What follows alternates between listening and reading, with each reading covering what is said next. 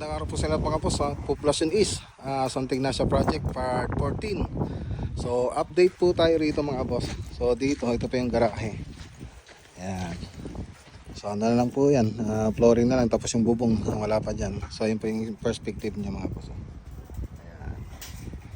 Okay.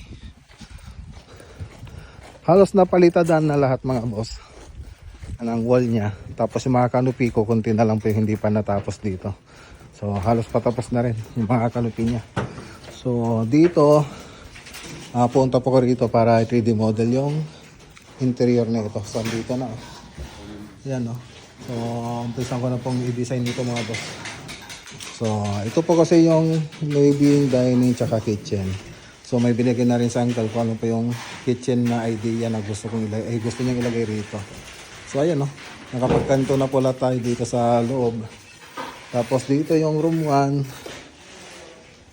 toilet and bath, room 2. Okay. So update lang. So ito yung master bedroom. So dito sa master bedroom, ang hindi pa napalitan nandito yung sa may toilet and bath. Pero dito sa may closet, napalitadahan na. Yan. Tapos ito, hindi pa napalitan nanditong banda. Punta tayo rito sa dirty kitchen.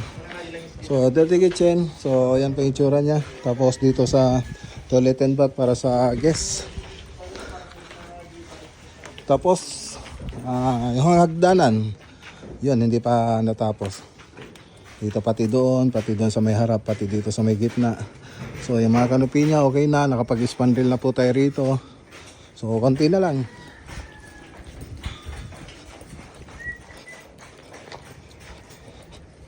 So ito na yung sa kabila. Alright.